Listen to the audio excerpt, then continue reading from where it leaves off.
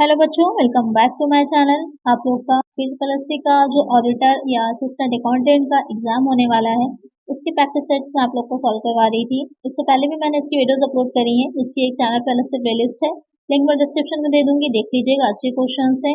आज की वीडियो में भी ऐसे ही कुछ क्वेश्चन रहेंगे। तो ये वीडियो को शुरू करते हैं, लेकिन शुरू करने से पहले जिन बच्चों ने सब्सक्राइब नहीं किया है सब्सक्राइब कर लीजिएगा चैनल को इसी तरह की वीडियोस के लिए, और फ्रेंड्स साथ वीडियो को शेयर भी कर दीजिएगा, और वीडियो अच्छी लगेगी तो लाइक भी करिएगा। आइए शुरू करते हैं। फर्स्ट क्वेश्चन लेते हैं। प्रत्यक्ष एवं परोक्ष कर एक दूसरे के पूरक हैं। तो टैक्सेशन की अगर हम बात करें तो टैक्स आपको पता ही होगा दो तरह के रहते हैं। जो इंडिया का टैक्स सिस्टम है उसमें आपके दो तरह के टैक्स रहते हैं, एक डायरेक्ट टैक्स हो जाते हैं, दूसरे इनडायरेक्ट टैक्स होते हैं। डायरेक्ट टैक्स वो होते हैं जो डायरेक्ट जिस व्यक्ति पर लगाए जा रहे हैं, जिस पर्सन पे लगाए जा रहे हैं, वही उन टैक्स को चुका भी रहा है, पे भी कर रहा है। जैसे कि इनकम टैक्स है, आयकर है, जिस व्यक्ति पर लगाया जाता है वही व्यक्ति उसको पे भी करता है। लेकिन जो साथ में जो इनडायरेक्ट टैक्सेस होते हैं वो किसी न किसी तरह किसी वस्तु के प्राइस में इन्वॉल्व रहते हैं, जुड़े रहते हैं, आपको पता भी नहीं चल रहा होता है, लेकिन आप उसे पे कर रहे हैं। एक्चुअली वो टैक्स लगाए जाते हैं जो प्रोडक्शन कर रहा होता है, जो निर्माण कर रहा होता है, जो मैन्युफैक्चर कर रहा होता है उस पे, लेकिन साथ में प्राइस में जुड़े होने की वजह से उसका पेमेंट आप भी करते हैं, उपभोक्ता भी करता है। तो क्या होता है कि पेमेंट करना है जो मैन्युफैक्चरर है उसको, लेकिन वो किस पे डाल देता है, जो कंज्यूमर है उसके ऊपर। वो हो जाते हैं आपके इनडायरेक्ट टैक्सेस। यानी कि आप चुका तो रहे लेकिन आपको पता नहीं है, आप पेमेंट कर रहे हैं लेकिन आप जानते नहीं कि आप उसका पेमेंट कर रहे हैं। जो भी प्रोडक्ट्स आप लोग मार्केट से खरीदते हैं, एक बार उसके पीछे जो डिटेल्स दे रखी होती हैं उसमें पढ़ा करिए, तो लिखा होता है इंक्लूसिव ऑफ ऑल टैक्सेस, यानी कि उसमें सारे टैक्स ऐड हैं। कैफे में, रेस्टोरेंट में आप अगर ऑर्डर कर रहे हैं, जोमेटो से या स्विगी से ऑर्डर करते हैं, तो उसका जो आपको रिसिप्ट मिलती है उसमें भी देखिए तो जीएसटी लगा रहता है, साथ में टैक्सेस ऐड रहते हैं। तो आप उसका पेमेंट कर रहे हैं लेकिन आपको नहीं पता होता कि आप पेमेंट कर रहे हैं, वो हो जाते हैं इनडायरेक्ट टैक्सेस। यानी कि जिस लगाया किसी और पे जाता है उसका, लेकिन पेमेंट कोई और कर रहा होता है। तो ये हो जाते हैं दो तरह के टैक्सेस। साथ ही इसे इस तरह से भी डिवाइड कर सकते हैं, कुछ सेंट्रल गवर्नमेंट लगाती है और कुछ आपकी स्टेट गवर्नमेंट लगाती है। तो आगे वीडियोस आएंगी या इस वीडियो में आप इसी तरह के क्वेश्चंस को देखेंगे, जिसमें कि इनकम टैक्स है, जीएसटी है, इनसे रिलेटेड क्वेश्चंस आपके रहेंगे। तो आइए शुरू करते हैं। फर्स्ट क्वेश्चन लेते हैं। प्रत्यक्ष एवं परोक्ष कर एक दूसरे के पूरक हैं, ये विचार किसने दिया? Direct and indirect taxes complement each other, who give this idea? Dalton, De Marco, Bastable, Kindleberger. तो यहाँ पर जो क्वेश्चन में पूछ रहा है कि प्रत्यक्ष एवं अप्रत्यक्ष कर जो है, या परोक्ष कर कह सकते हैं, जो इनडायरेक्ट टैक्सेस होते हैं उनको अप्रत्यक्ष कर और परोक्ष कर दोनों ही कहा जा सकता है। तो यहाँ पर एक दूसरे के पूरक है, एक दूसरे को कॉम्प्लीमेंट करते हैं। तो ये कथन किसने दिया था या फिर ये विचार किसने दिया था? वो हो जाएंगे डिमार्को। तो एक आंसर हो जाएगा ऑप्शन बी। नेक्स्ट क्वेश्चन है, किन करों में कर का दबाव एवं कर भार एक ही व्यक्ति पर पड़ता है? In which taxes the burden of tax and burden of tax falls on the same person? Direct tax, indirect tax, both A and B, none of the above. तो क्वेश्चन में जो कह रहा है कि एक ही व्यक्ति पर पड़ता है, तो अभी जैसे मैंने आप लोग को समझाया डायरेक्ट और इनडायरेक्ट टैक्सेस के बारे में, तो एक ही व्यक्ति पर उसका कर भार भी है और वही व्यक्ति उस कर को चुकाएगा भी। एक ही व्यक्ति पर डाला जा रहा है, वही उसको चुका भी रहा है, पेमेंट भी कर रहा है। तो किस तरह का हो जाता है? प्रत्यक्ष कर होता है, डायरेक्ट टैक्स होता है।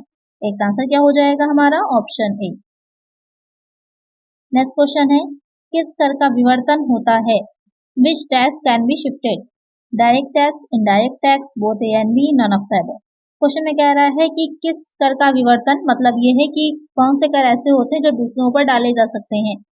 प्रत्यक्ष कर होंगे, अप्रत्यक्ष कर, या फिर दोनों ही करों को हम जो है दूसरे पर शिफ्ट कर सकते हैं, या फिर कोई नहीं। तो यहाँ पर कौन से कर होते हैं? वो हो जाएंगे इनडायरेक्ट टैक्स, अप्रत्यक्ष कर। तो एक आंसर क्या हो जाएगा? Option B. नेक्स्ट क्वेश्चन है, income tax is a direct tax, indirect tax, both of the above, none of the above. Question में कह रहा है जो आय कर है वो किस प्रकार का कर है या किस प्रकार के कर का उदाहरण है? तभी मैंने आप लोग को समझाया ही था कि किस तरह का टैक्स होता है।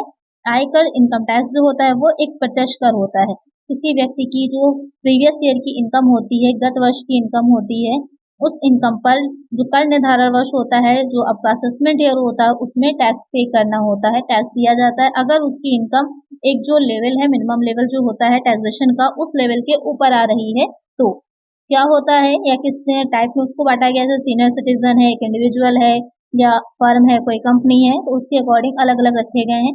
आगे की वीडियोस में हम पढ़ेंगे कि ये कुछ में 2,50,000 की है, कुछ 3 लाख की है, कुछ 5 लाख की है। तो आगे वीडियोस में उसे हम समझेंगे कि क्या टैक्सेशन की लिमिट है और कहाँ पर कर देना होता है। यहाँ पर एक आंसर क्या हो जाएगा कि आयकर किस तरह का उदाहरण हो जाता है, ये एक प्रत्यक्ष कर होता है, डायरेक्ट टैक्स होगा। एक आंसर हो जाएगा ऑप्शन ए। नेक्स्ट क्वेश्चन है, आय के बढ़ने पर कर की दर कम होने की दशा में कर कहलाता है। When the rate of tax decreases with increase in income, the tax is called proportionate tax, progressive tax, regressive tax, none of the above।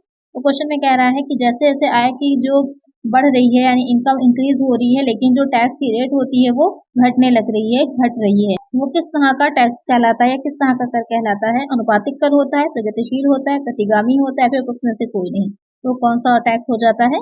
वो हो जाता है प्रतिगामी, रिग्रेसिव टैक्स होता है। जैसे कि इनकम टैक्स जो है आपका प्रोग्रेसिव है, इसकी दर क्या होता है? बढ़ती जाती है, एक 5% है, 10%, 15%, इस तरह से बढ़ती चली जाती है।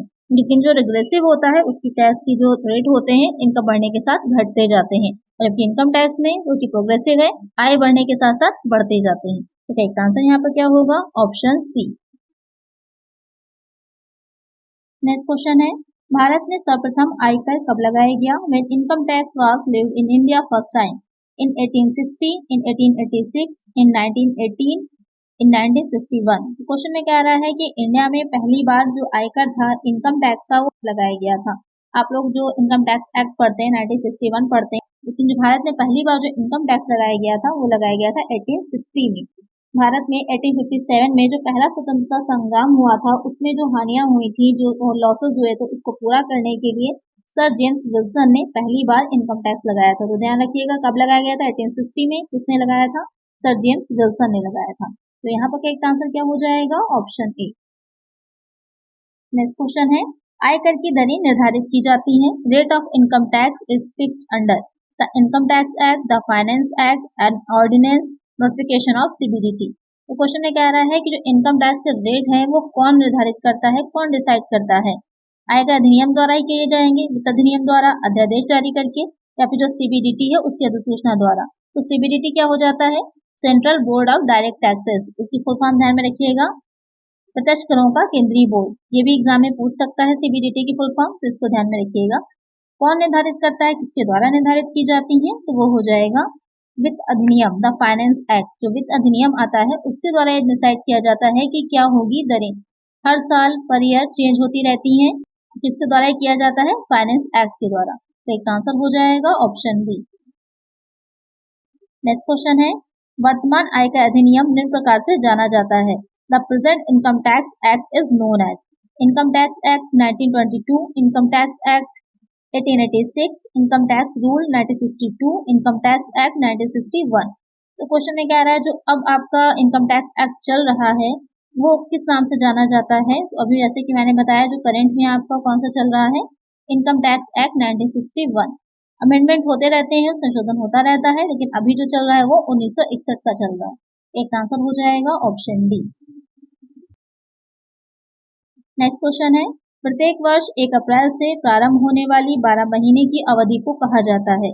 The period of 12 month commencing on the first day of April every year is known as the previous year, the accounting year, the assessment year. तो ये जो क्लास है आपके इनकम टैक्स की वो बेसिक की क्लास है, जिससे कि आपका पूरा बेसिक कॉन्सेप्ट क्लियर हो जाए टैक्स से रिलेटेड, जो आपके डायरेक्ट टैक्सेस हैं या फिर जो इनडायरेक्ट टैक्सेस हैं, जिससे कि आगे जो आप इसके एडवांस क्वेश्चंस पढ़ेंगे तो वहां पर आपको कोई कंफ्यूजन नहीं होगी।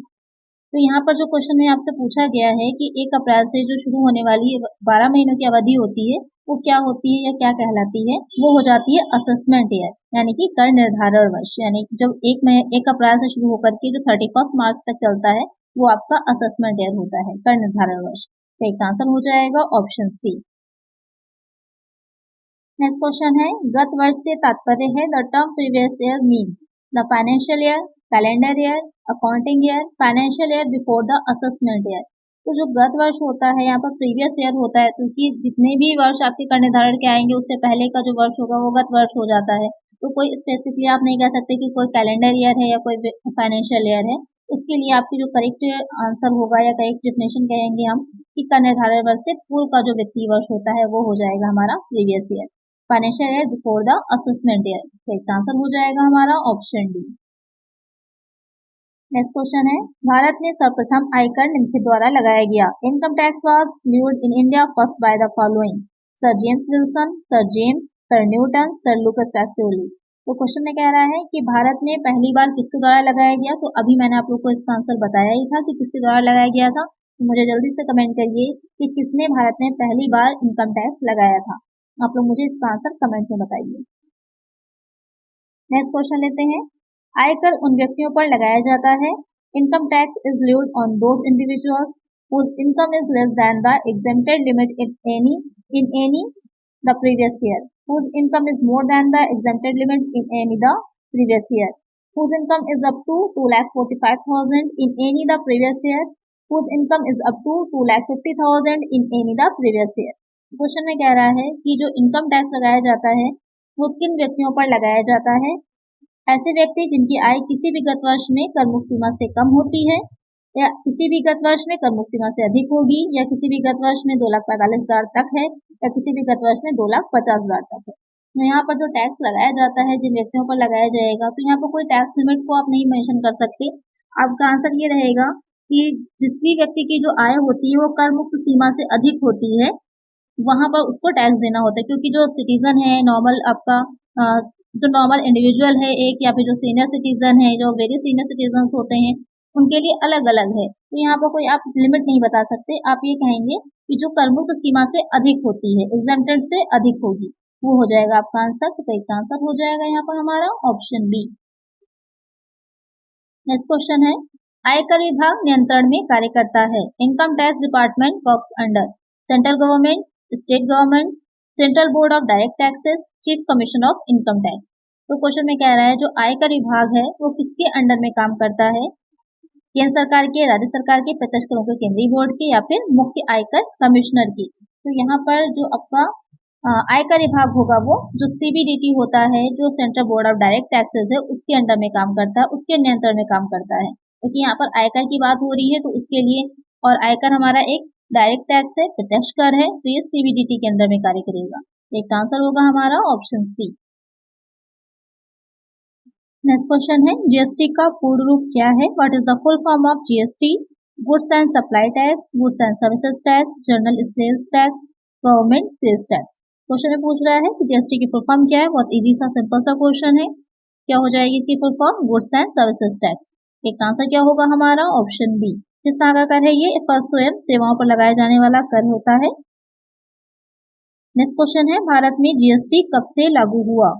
GST was implemented in India from 1st January 2017, 1st April 2017, 1st March 2017, 1st July 2017। तो 2017 से लागू हुआ, ये आपको पता ही है, लेकिन आपको डेट भी साथ में बतानी है कि किस डेट से लागू हुआ था। तो 1st जुलाई 2017 से लागू हुआ था, 1 जुलाई 2017 से लागू हुआ था। एक आंसर क्या हो जाएगा हमारा ऑप्शन डी। आज की वीडियो में इतना ही। आज हमने बेसिक चीजें सीखी टैक्सेशन के बारे में कि डायरेक्ट टैक्स क्या होता है, इनडायरेक्ट टैक्स क्या होता है, या किस तरह से लगाया जाता है, और इनकम टैक्स के बारे में और जीएसटी के बारे में हमने थोड़ा जो बेसिक चीजें थी वो उनके बारे में जाना। नेक्स्ट वीडियो में इसी के आगे के क्वेश्चंस रहेंगे, तो नेक्स्ट वीडियो देखना ना भूलिएगा। लेकिन इसके लिए आपको चैनल को सब्सक्राइब करना होगा। जल्दी से सब्सक्राइब कर लीजिए, वीडियो को लाइक कर दीजिएगा और फ्रेंड्स का वीडियो को शेयर भी कर दीजिएगा। मिलते हैं नेक्स्ट वीडियो में। Thank you.